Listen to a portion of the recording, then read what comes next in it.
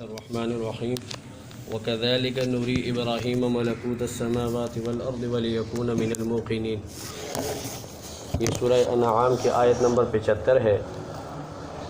اس سے پچھلی آیات کے اندر حضرت ابراہیم علیہ السلام کا تذکرہ ہوا تھا کہ حضرت ابراہیم علیہ السلام نے جب اپنے باپ آزر سے کہا کہ آپ ان بتوں کو جو ہے اپنا معبود سمجھتے ہیں، یہ تو بہت غلط بات ہے، اگر آپ یہی کرتے ہو تو آپ اور آپ کی قوم تو انتہائی کھلی یعنی کہ واضح گمراہی کے اندر مبتلا ہے۔ ابراہیم علیہ السلام اللہ کے بڑے عظیم نبی ہیں، آپ خلیل اللہ ہیں، جد الانبیاء ہیں، ابو الموحدین، امام الموحدین ہیں۔ اللہ تبارک و تعالی نے آپ کی بہت ساری فضیلتوں کو بیان فرمایا ہے، قرآن میں بھی جا بجا آپ کے تذکرے ہیں، اور ایک پوری صورت بھی حضرت ابراہیم علیہ السلام کے نام مبارک پر موجود ہے، سورہ ابراہیم۔ ابراہیم علیہ السلام میں نے کل تذکرہ کیا تھا کہ کلدان کے شہر بابل کے اندر پیدا ہوئے، جو موجودہ جغرافیے کے مطابق عراق کا حصہ ہے، اور یہ بغداد سے تقریباً 60 یا 70 میل کے فاصلے پر واقع ہے۔ یہاں پر حضرت ابراہیم علیہ السلام پیدا ہوئے۔ ان کلدانیوں کے اندر اس سے پہلے جو ان کا دور تھا وہ اشورائی لوگوں کا دور تھا، اور ان کلدانیوں کے اندر حمورابی بادشاہ وہ بھی گزرا ہے۔ اس نے جو ہے اپنے کارناموں کو جو ہے پتھر کی تختیوں کے اوپر کنندہ کرا کے محفوظ کیا ہوا تھا۔ پھر اس کے بعد جو ہے نمرود آیا، تو نمرود کے دور میں حضرت ابراہیم علیہ السلام پیدا ہوئے۔ حضرت ابراہیم علیہ السلام کے والد کا نام آزر ہے۔ اس کی تحقیق میں کل آپ حضرات کے سامنے بتائی تھی کہ کچھ حضرات کہتے کہ نہیں، آزر جو ہے حضرت ابراہیم علیہ السلام کے چاچے کا نام ہے، اور ابراہیم علیہ السلام کے والد کا نام طارق ہے، تو یہ صحیح نہیں ہے۔ جن علماء کی تحقیق ہے اور محققین وہ حضرات فرماتے ہیں، جس میں امام ابن کثیر رحمۃ اللہ علیہ بھی ہیں، وہ فرماتے ہیں کہ آزر اصل میں جو ایک بت کا نام تھا، اور حضرت ابراہیم علیہ السلام کے جو والد تھے وہ اس بت کی جو ہے بہت زیادہ حفاظت کرتے تھے، اس کی دیکھ بھال کرتے اور اس کو سجاتے تھے، تو اس سے جو ہے ان کا نام، ان کا لقب جو ہے آزر پڑ گیا۔ اور قرآن کریم نے جو ہے بالکل صراحتاً لابی کا لفظ ذکر کیا ہے۔ عربی زبان کے اندر ابن باپ کو کہتے ہیں، اور چاچے کے لیے عمن کا لفظ استعمال ہوتا ہے، اور قرآن میں جہاں بھی باپ کا ذکر آتا ہے وہاں ابی کا لفظ ہی ذکر کیا گیا ہے۔ تو بہرحال یہ حضرت ابراہیم علیہ السلام جو ہے کے والد کا نام آزر تھا،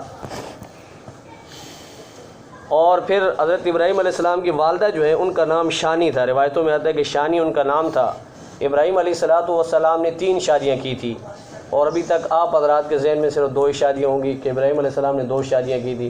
ابراہیم علیہ السلام کی 3 شادیاں ہوئی تھی۔ سب سے بڑی بیوی کا نام سارہ تھا، جو آپ کی چچا زاد تھی۔ اس کے بطن سے اللہ تبارک و تعالیٰ نے حضرت اسحاق علیہ السلام کو پیدا کیا، جو بڑے جلیل القدر نبی تھے۔ اور پھر یہ حضرت ابراہیم علیہ السلام ایک مرتبہ جو ہے مصر کی طرف گئے، اور سارہ بھی ساتھ میں تھی۔ اس وقت مصر کے اندر ایک جابر اور ظالم بادشاہ تھا۔ یہ بدبخت جو ہے اور دوسری بیوی جو حضرت ابراہیم علیہ السلام کا نام ہاجرہ تھا، اور ان کے متعلق عام لوگوں کا خیال یہی ہے کہ یہ باندھی ہے، لیکن حضرت شاہ انور شاہ کشمیری رحمۃ اللہ علیہ کی تحقیق یہ ہے کہ یہ شہزادی تھی۔ یہ شہزادی تھی، اور زمانے کی گردش میں آ کر یہ قید ہوئی، اور پھر شاہ مصر کے پاس پہنچ گئی، اور انہوں نے ان کو جو ہے باندھی بنا لیا۔ جب ابراہیم علیہ السلام حضرت سارہ کے ساتھ مصر کی طرف گئے، تو یہ ایسا بدبخت آدمی تھا یہ بادشاہ مصر کا کہ یہ عورتوں کے ساتھ بدکاری کرتا تھا۔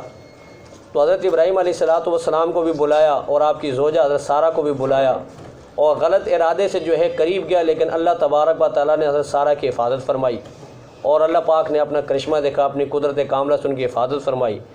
بہرحال پھر یہ خوفزدہ ہو گیا، تو اس نے حکم دیا کہ جی ان کو مصر سے نکال دیا جائے، اور ساتھ میں یہ بھی حکم دیا کہ یہ جو ہاجرہ ہے باندھی تھی اس کی، یہ حضرت سارہ کو خدمت کے لیے دے دی کہ یہ میری طرف سے آپ کے لیے ہدیہ ہے۔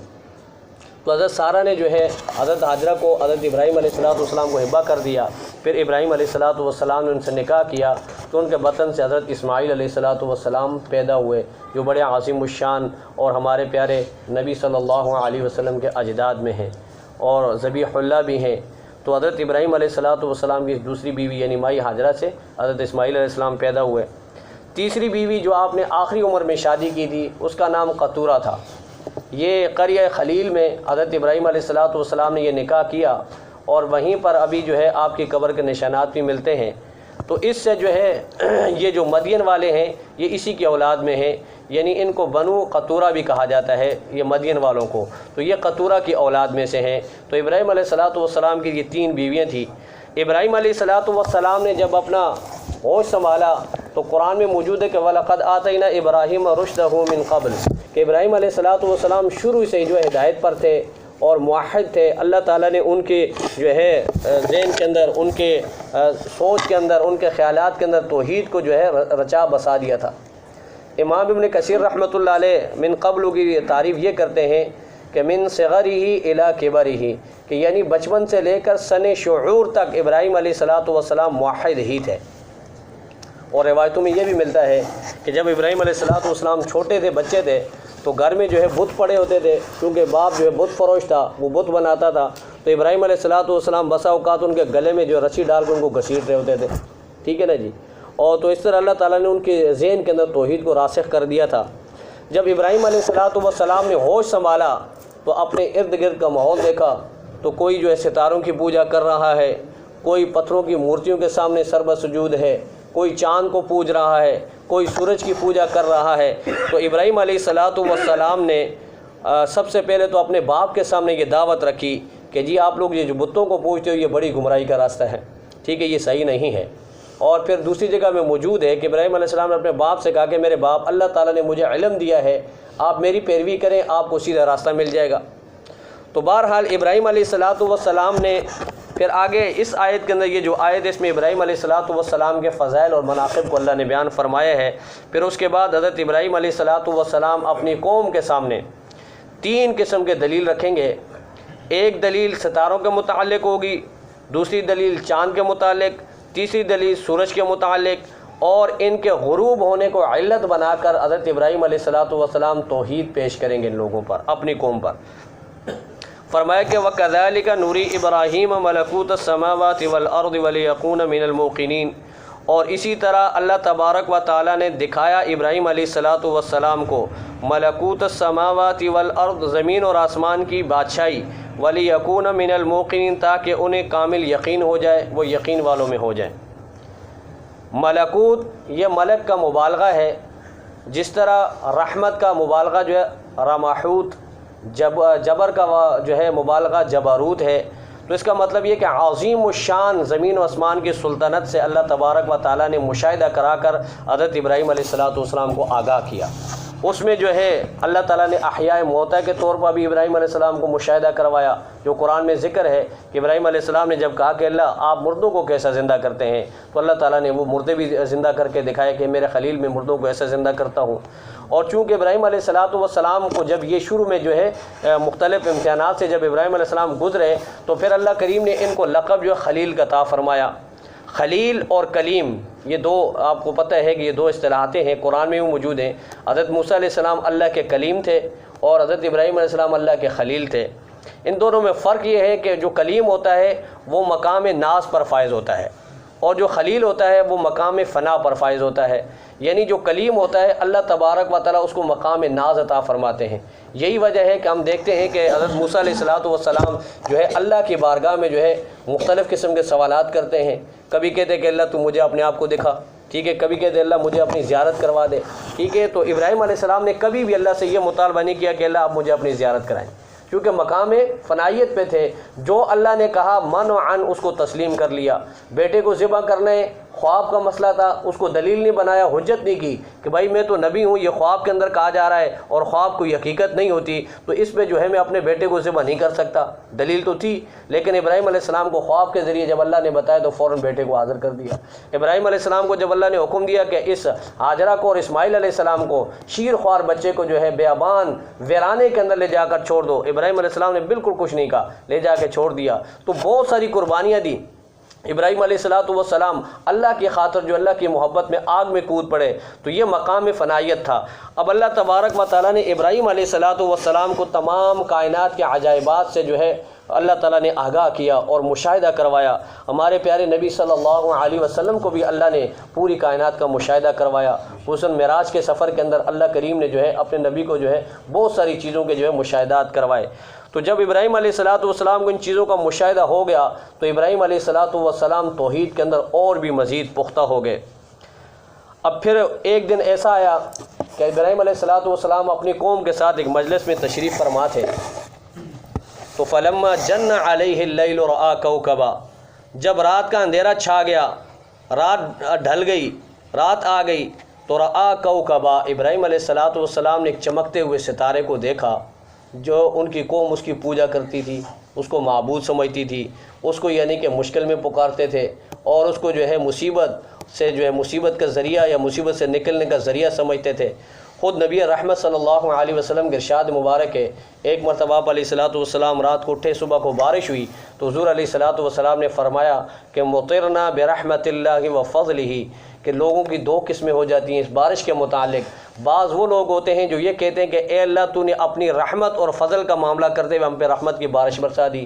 بعض لوگ اس بارش کو جو ہے فرشتوں کا یعنی کہ ستاروں کا کرشمہ سمجھتے ہیں کہ جی فلاں ستارے کی وجہ سے بارش ہوئی، فلاں کی وجہ سے ہوئی۔ اور اسی طرح نحوست کے بارے میں بھی اور سعادت کے بارے میں بھی لوگوں نے ستاروں کا متعلق نظریہ بنایا ہوتا ہے کہ فلاں ستارہ اگر فلاں کے سامنے آ جائے تو یہ جو ہے نحوست ہوتی ہے، اگر فلاں ستارہ جب فلاں کے سامنے آ جائے، بچہ پیدا ہو جائے تو وہ سعادت مند ہوگا۔ تو یہ اس قسم کی چیزیں جو علم نجوم والے کرتے ہیں، نجومی حضرات کرتے ہیں، یہ بالکل شرک ہے اور یہ بالکل جائز نہیں ہے۔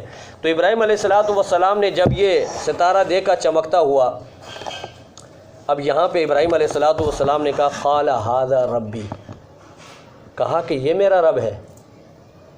اب اسی سے جو ہے بعض مفسرین کو بھی مغالطہ ہوا، غلط فہمی ہوئی، اور دجال اور کذاب لانتی جو ہے مرزا قادیانی نے اس کو بھی یہاں پہ اس نے بھی جو ہے یہاں پہ خباثت کا مظاہرہ کرتے ہوئے کہا کہ ابراہیم علیہ السلام تحقیق کے زمانے میں جب ابراہیم مناظر تحقیق کر رہے تھے تو اس دور میں ابراہیم علیہ السلام نے شرک بھی کیا ہے، اسی لیے تو کہا قال ھذا ربی، یہ ستارے میرے رب ہیں۔ لیکن جمہور علماء فرماتے کہ نہیں، بلکہ مناظرے کے کچھ اور بھی یعنی کہ اصول ہوتے ہیں، ان میں ایک اصول یہ بھی ہوتا ہے جس کو کہتے ہیں مماشات مع الخصم، یعنی بسا اوقات یہ ہوتا ہے کہ جو خصم ہوتا ہے، مقابل ہوتا ہے، اس کی بات کو تھوڑی دیر کے لیے تسلیم کر لیا جاتا ہے کہ بالفرضی میں آپ کی یہ بات مان لوں، ٹھیک ہے نا جی۔ اور اس کو عربی زبان کے اندر کہتے ہیں رخاء العنان، یعنی گھوڑے کی لگام کو ڈھیلا چھوڑنا، اور جب گھوڑا گھاس چرنے کے لیے منہ نیچے کرے تو پھر ایک دم سے اس کی لگام کو کھینچنا تاکہ اسے نانی یاد آ جائے، تو اس کو کہتے ہیں یعنی کہ ابراہیم علیہ السلام نے مماشات مع الخصم کا مظاہرہ کیا۔ اور کچھ علماء فرماتے کہ نہیں، یہاں پہ جو ہے ھذا سے پہلے حمزہ استفہامیہ جو ہے معذوف ہے، قال اھذا ربی، کیا یہ میرا رب ہے، کیا یہ میرا رب ہے۔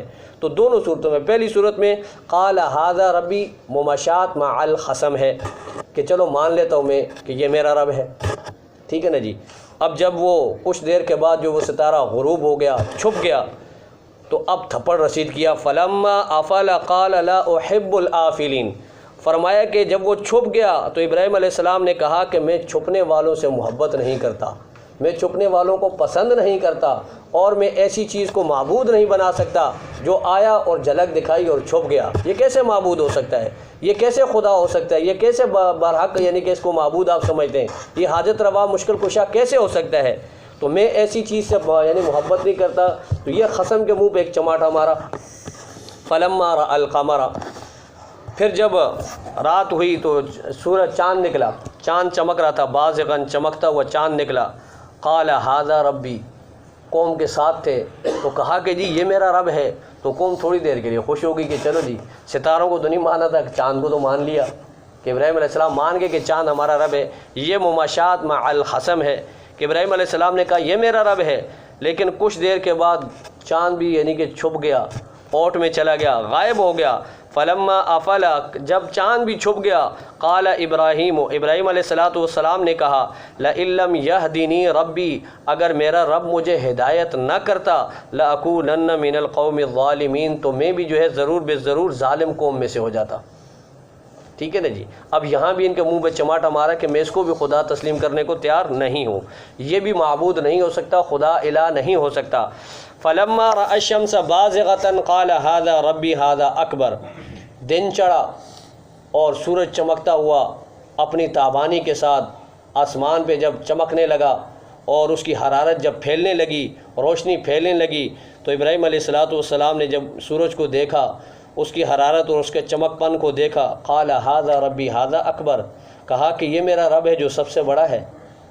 ٹھیک ہے نا جی. یہ بھی مماشات مع الخصم، یعنی تم اگر اس کی پوجا کرتے ہو تو یہ سب سے بڑا ہے، ہو سکتا ہے یہ رب ہو. لیکن پھر کہا کہ نہیں. فلما آفلت، جب سورج بھی غروب ہو گیا، اس کو بھی زوال آ گیا، وہ بھی چلا گیا، چھپ گیا. قال یا قوم، اب خطاب کیا، اے میری قوم، انی بریء مما تشرکون، میں بیزار ہوں اس چیز سے جس کو تم اللہ کا شریک بناتے ہو. ٹھیک ہے. تو اب ان کے منہ پہ تھپڑ رسید کیا کہ میں ان تمام چیزوں سے بیزار ہوں. ابراہیم علیہ السلام جو ہے نہ شروع میں مشرک تھے اور نہ کبھی شرک کیا. نبیوں سے یہ بالکل امکان ہی نہیں. نبی نبوت سے پہلے بھی معصوم ہوتا ہے، نبوت کے بعد بھی معصوم ہوتا ہے، نبی سے کبھی گناہ نہیں ہوتا. تو بہرحال حضرت ابراہیم علیہ السلام نے اس سورج کے بارے میں کہا کہ یہ اپنے جسم کے اعتبار سے بڑا ہے، یہ ہو سکتا ہے، لیکن وہ بھی جب غروب ہو گیا کہا کہ جس کو زوال ہو وہ رب نہیں ہو سکتا. اللہ تو وہ ہے جس کو کبھی زوال نہیں، جو ہمیشہ سے ہے، اب بھی ہے اور ہمیشہ رہے گا. اللہ تبارک و تعالیٰ کو کبھی زوال نہیں. میں تو اس کو اپنا رب مانتا ہوں، میں تو اس کو اپنا معبود مانتا ہوں. حضور نبی رحمت صلی اللہ علیہ وسلم نے ارشاد فرمایا کہ الشمس والقمر آیتان من آیات اللہ، یہ سورج اور چاند اللہ کی نشانیوں میں سے نشانیاں ہیں. بسا اوقات اللہ تبارک و تعالیٰ اس کے ذریعے جو ہے لوگوں کو ہدایت بھی کرتا ہے، اس کے ذریعے جو ان چیزوں کے ذریعے لوگوں کو آزمائش میں بھی ڈالتا ہے. اتفاق کی بات کہ جب سورج گرہن ہوا، نبی رحمت صلی اللہ علیہ وسلم کے صاحبزادے حضرت ابراہیم کا وصال ہو گیا. اور عرب کے اندر زمانے جاہلیت میں یہ ایک توہم تھا، غلط چیز ان کے اندر چل رہی تھی کہ جب سورج گرہن ہوتا تو وہ سمجھتے کہ یا تو کسی بڑے آدمی کی پیدائش ہوئی ہے یا کوئی بڑا آدمی فوت ہو گیا ہے. تو انہوں نے کہا کہ جی حضور علیہ السلام کو جو صاحبزادہ فوت ہوا اس کی وجہ سے سورج گرہن ہوا ہے. تو اللہ کے نبی نے فرمایا اس کی وجہ سے نہیں ہوا، یہ اللہ کی نشانیاں ہیں اور اللہ تبارک و تعالیٰ ان کے اندر تغیر و تبدل کرتے رہتے ہیں تاکہ لوگوں کو احساس ہو جائے، محسوس ہو جائے کہ یہ اللہ کی مخلوق ہے. جس کے اندر تبدیلی آتی ہے، جو تغیر کو قبول کرتا ہے، وہ مخلوق ہوتی ہے. اللہ تبارک و تعالیٰ کے اندر کوئی تغیر و تبدل نہیں ہوتا.